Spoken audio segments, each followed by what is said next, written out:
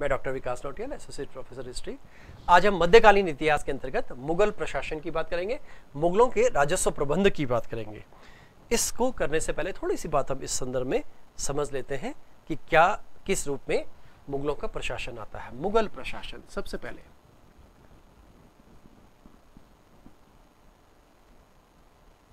जब हम मुगलों के प्रशासन की बात करें या उस राजस्व प्रशासन की बात करते हैं, सबसे पहले आवश्यक यह है कि एक स्ट्रक्चर खड़ा किया जाए, एक प्रशासनिक जो ढांचा है वो ढांचा खड़ा होना चाहिए।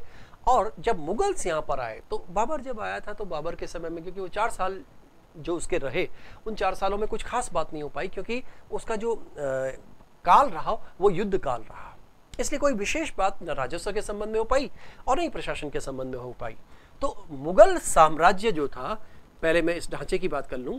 साम्राज्य, मुगल साम्राज्य मोटे तौर पर हम इसको यूं ले लेते हैं, इन साम्राज्यों का विभाजन सूबों में था। सूबा, ये वही सूबा है जिसको सल्तनत काल में इक्ता कह दिया जाता था।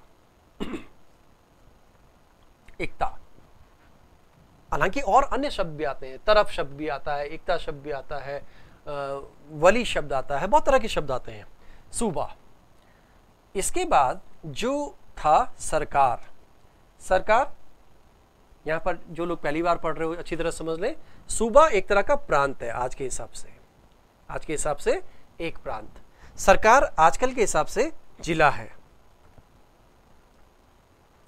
उसके बाद आता है परगना। परगना, ये परगना क्या होता था? ये आज भी ऐसे, जिसको हम सब डिवीजन कहते हैं, एसडीओ जहां पे होता है, एसडीएम जहां पे बैठता है, तो एक तरह का परगना वो है, ठीक, ये आज भी होता है। और उसके बाद लास्ट में होता था क्या? गांव।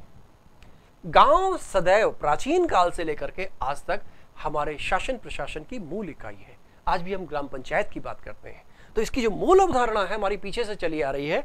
और इस क्रम में जो मुगल सम्राट होता था, मुगल सम्राट यानी ये सर्वोच्च अधिकारी है, और इसके लिए जो राजत्व का दैवीय सिद्धांत प्रारंभ किया गया, वो अबुल फजल ने एक शब्द इस्तेमाल किया है, फर-ए-इजदी। फर-ए-इजदी यानी अल्लाह का अलौकिक प्रकाश, डिवाइन लाइट ऑफ गॉड। उन्होंने कहा कि मुगल सम्राट जो है वो जिले लाई है, पातशाह, यहीं पर आता है पातशाहत का सिद्धांत। जो दिल्ली के सुल्तान थे वो सुल्तान शब्द का इस्तेमाल करते थे, दिल्ली के शासक। लेकिन जब हम मुगल काल में आते हैं तो उन लोगों ने अपने लिए पादशाह शब्द का प्रयोग करना प्रारंभ किया। पादशाह, बादशाह, पादशाह, मुगल एम्परर यानी सम्राट। इसके उपरांत मुगल सम्राट जो होता था ये सर्वोच्च है, और इसकी सहायता के लिए एक मंत्रिमंडल, काउंसिल ऑफ मिनिस्टर, जिसमें कई तरह के लोग थे, 4 मुख्य रूप से होते थे: वजीर, दीवान, मीर बख्शी, सदर सुदूर, सदर ए सुदूर, खानसाम। ये देख लीजिए, तो दीवान और वजीर तो अधिकांशतः एक ही व्यक्ति रहता था। इसमें सबसे महत्वपूर्ण व्यक्ति कौन है? वजीर या दीवान है। और मीर बख्शी जो होता था वो सैनिक अधिकारी होता था। सैन्य, समस्त प्रकार का सैन्य प्रबंध मीर बख्शी के पास होता था। ये सम्राट का राइट हैंड होता था। ये किसी भी युद्ध के दौरान, किसी भी हमले के दौरान, किसी भी आक्रमण के दौरान, यहाँ तक कि शिकार के दौरान भी अगर सम्राट जा रहा है तो उसके राइट हैंड में चलेगा। तो सदर सुदूर हो गया। ये इसी तरह के 4 अधिकारी। ये सदर सुदूर क्या है? ये धार्मिक अधिकारी है, धर्म का सर्वोच्च अधिकारी है। अब हम जब बात करते हैं, खानसामा भी एक शब्द आता है इसमें, एक मिनिस्टर का पद ये भी होता था। इसके अलावा धीरे धीरे सब मिनिस्टर, डिप्टी मिनिस्टर बहुत से हुआ करते थे। तो उसके बाद हम प्रांतीय प्रशासन में आते हैं, तो यहां पर इसके नीचे सूबेदार होता था। आप देख सकते हैं, सूबेदार। यहां सूबा है, सल्तनत काल में इक्तेदार बोल दिया जाता था, तरफदार बोल दिया जाता था, और यहां पर आके सूबेदार हो गया। सूबेदार शब्द एक्चुअली सूब शब्द से बना है, सूबा। अकबर ने करीब 12 सूबे बनाए। जब हम अपने यहाँ राजस्थान के संदर्भ में बात करते हैं तो यहां पर एक अजमेर सूबा बनाया गया। इन 12 सूबों में से एक सूबा अजमेर था। तो राजस्थान का आपको जितना क्षेत्र दिखाई देता है, ये सारे सूबे इसके द्वारा दिल्ली, जो यहां पर अजमेर में जो सूबेदार बैठेगा उसके नियंत्रण में होगा। और इस सूबेदार के साथ भी कई तरह के अधिकारी होते थे। जैसे यहां केंद्र में मीर बख्शी है, तो यहां पर उसको कहेंगे बख्शी। केंद्र में शाही दीवान है, केंद्रीय दीवान, तो प्रांत में होगा खालिद दीवान, प्रांतीय दीवान। केंद्र में सदर सदूर काजी उल कज़्ज़ात है, तो यहां पर केवल सदर बोला जाएगा, प्रांतीय सदर। तो सभी स्ट्रक्चर होगा इस तरह का, लेकिन इसकी जो इनकी जो पावर्स है, पावर्स बदलती जाएंगी, कम होती जाएंगी। अब जैसे यहां पर आया है, जिले के लिए लिखा हमने सरकार, शिकदार इसका अधिकारी होता था। सॉरी, शिकदार नहीं, फौजदार।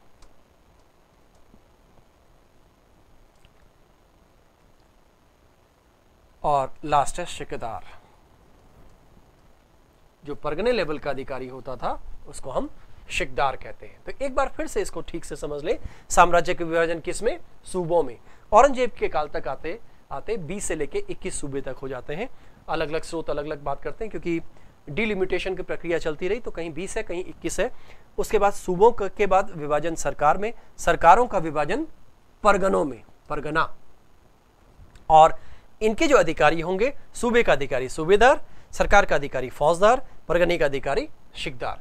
और ग्रामीण क्षेत्र में एक तरह से बहुत तरह के अधिकारी होते थे ग्राम सभा के अंतर्गत, जिसमें हम खुद मुकद्दम, रावत, राणा, राय, देशमुख, देश पांडे, देश चौधरी, चौधरी, सब सारे जो इस ग्रामीण स्तर के अभिजात्य वर्ग था, ये नियंत्रण करता था। अब जब हम भू राजस्व प्रणाली पर आते हैं, भू राजस्व मुगल काल का सबसे महत्वपूर्ण राजस्व का भाग वो जो था भू राजस्व था। और भू राजस्व के दो पार्ट होते हैं कभी भी, कर का संग्रहण और कर का निर्धारण। सबसे पहले तो निर्धारण करेंगे सॉरी, और फिर उसके बाद संग्रहण करेंगे। पहले इसको कैसे लिया जाए, क्या क्या लिया जाएगा, किस तरह की व्यवस्था रहेगी, फिर संग्रहण करने का हमारा तरीका क्या होगा। तो निर्धारण क्या होता था? मापन। सबसे पहले मध्यकाल में अलाउद्दीन खिलजी ने मापन करने की प्रक्रिया अपनाई, मापन पर करने की प्रक्रिया अपनाई, भूमि को मापना, जिसको जाप्ती व्यवस्था कहा गया। जाप्ती व्यवस्था, मेजरमेंट। उसके बाद जब हम बात करते हैं मापन के बाद किस तरह से, जैसे हम अकबर के समय में बात करते हैं दहसाला, आइन ए दहसाला, आइन ए दहसाला, ये सबसे इंपॉर्टेंट, इस पर खूब सवाल पूछे जाते हैं। पिछले 10 सालों की उपज और उसके बाजार मूल्य के आधार पर हम राजस्व का निर्धारण करेंगे। इसमें टोडरमल, मंसूर वगैरह जो अधिकारी रहे, इन लोगों ने इसका निर्धारण किया।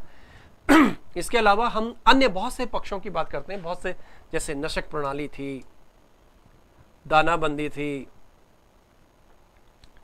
गल्ला बख्शी थी, ये सारे पद्धतियां हैं, राजस्व की पद्धतियां हैं, कैसे राजस्व लिया जाएगा। अब एक बात यहां पर अकबर के काल में और आती है, नगद कर लिया जाएगा। जो भू राजस्व है उसको रेवेन्यू फॉर्म जो ली जाएगी उसकी, वो कैश फॉर्म में ली जाएगी। ये इसमें दहसाला में ये व्यवस्था की गई। इसमें और एक तरह की चीजें आई, यहाँ पर कैश क्रॉप्स, नगदी फसलें, नगदी फसलों की व्यवस्था की गई। किस तरह से तिजारती शब्द आता है, किस तरह से तिजारती शब्दों का प्रसार किया गया मुगल काल में। तो ये भी बात साथ में आती है कि अबुल फजल लिखता है कि इससे पहले अलाउद्दीन ने कर दिया था। तो अलाउद्दीन ने वो सारी व्यवस्थाएं की, वो सारे तरीके किए जो भू राजस्व के संबंध में आते हैं। बाद में हम शेरशाह सूरी का पीरियड देखते हैं। शेरशाह सूरी ने भी ऐसे खूब सारे सिस्टम किए थे, जैसे रय प्रणाली। जैसे रय प्रणाली का मतलब ये होता है कि एक टैक्स का इंडेक्स बनाना, उसके संबंध में एक नियमावली स्थापित करना, और इसी प्रणाली को अपनाया किसने? अकबर ने अपनाया, यानी मुगलों ने अपनाया। क्योंकि दहसाला तो पूरा का पूरा एक तरह से हम यूं कहें कि शेरशाह के पद्धतियों पर आधारित रहा। अब संग्रहण का तरीका क्या करें, कैसे करें? परंपरागत रूप से जमींदार राजस्व का संग्रहण करते थे, लेकिन इन्होंने आकर के थोड़ा सा चेंज ये किया कि सरकारी अधिकारियों की नियुक्ति की जाए, गवर्नमेंट ऑफिशियल्स की नियुक्ति की जाए। तो गवर्नमेंट ऑफिशियल में सबसे इंपॉर्टेंट कौन है? शाही दीवान। और नीचे फिर दीवान, अमल गुजार, इसको हम थोड़ा सा अलग कर लेते हैं। दीवान के बाद प्रांत में दीवान आ गया। जब जिले की बात करेंगे तो वहां पर अमल गुजार आ जाएगा। जब हम परगने की बात करेंगे तो वहां पर आमिल आ जाएगा। ये देख रहे हैं आप, ये स्ट्रेटिफिकेशन है, एक तरह का स्तरीकरण है। इस स्तरीकरण में सर्वोच्च जो अधिकारी है वो कौन है? शाही दीवान है। प्रांत में जो अधिकारी है वो दीवान है, और जिले में जो अधिकारी है यानी कि सरकार में जो अधिकारी है वो अमल गुजार है। जो यूं कहें कि परगने में अधिकारी है वो आमिल है। और ग्रामीण क्षेत्रों में जमींदारों की जब हम बात करें, जमींदार शब्द दरअसल 14वीं शताब्दी का शब्द है। तो जमींदार अपने आप में बड़ा महत्वपूर्ण रोल प्ले करते थे। इनके पास कई जगह तो अबुल फजल लिखता है आईने अकबरी में कि इनके पास अपनी सेना भी हुआ करती थी। इस प्रकार से ये सारा एक निर्धारण का पक्ष है। जैसा हम एक शब्द देखते हैं आज, तहसील। तहसील का मतलब ही राजस्व संग्रहण से है। ये तहसील शब्द मुगल काल में ही आया है, और आज तक आप जानते हैं तहसील शब्द हम आज भी इस्तेमाल करते हैं। इस प्रकार से मुगल काल में समस्त जो व्यवस्था है राजस्व की, राजस्व का मूल आय जो थी वो भू राजस्व होती थी। इसके अलावा और आय भी होती थी, करारोपण के और भी पक्ष थे जिनकी चर्चा सेपरेटली करेंगे। ये आप देख सकते हैं वन बाय वन। ये मुगल एडमिनिस्ट्रेशन, सबसे पहले मैंने आपको बताया कि ये क्या होगा, वजीर या दीवान, वजीर या दीवान। और दूसरे नंबर पर हम देखेंगे, ये मैंने आपको बोला राजस्व से संबंधित सर्वोच्च अधिकारी कौन है, वजीर है। ये मैंने आपको बताया मीर बख्शी है। मीर बख्शी क्या है? ये एक तरह का मनसबदार होता था। मनसबदार मुगलों की एक प्रकार की सेवा होती है, इसको सेपरेट चैप्टर लेंगे इसका। और ये मीर बख्शी इन मनसबदारों का भी प्रमुख होता था और साथ में ये सेना का प्रमुख होता था। समस्त प्रकार का सैन्य प्रबंधन, ये मैंने आपको बताया काजी उल कज्जात है। काजी उल कज्जात, ये दोनों एक तरह की पोस्ट है। एक जगह वो न्यायाधीश के रूप में काम करेगा, एक तरह वो धार्मिक परामर्शदाता के रूप में काम करेगा। ये इनका सेंट्रल एडमिनिस्ट्रेशन था। ये आप देख सकते हैं, मैंने आपको पहले भी दिखा दिया है ये किस तरह से अकबर के काल में जो प्रशासन है वो सूबों में विभक्त था। किसमें विभक्त था? सूबों में विभक्त था, सूबा। और इन सूबों के अधिकारी क्या कहलाते थे? मैंने आपको बताया सूबेदार कहलाते थे। इस प्रकार से डिस्ट्रिक्ट लेवल पर सरकार है और जो जिले हैं उन पर फौजदार है। ये आप देख सकते हैं, सूबा, सरकार और परगना। इसी प्रकार से मुगल ये राजस्व व्यवस्था है। और ये मैं शेरशाह की मैंने चर्चा की थी जिसने पूरा रय प्रणाली और अन्य सिद्धांतों को दिया। तो इस प्रकार से हम भू राजस्व व्यवस्था को भी यहाँ पर देखते हैं। आज के लिए इतना ही। थैंक यू, धन्यवाद।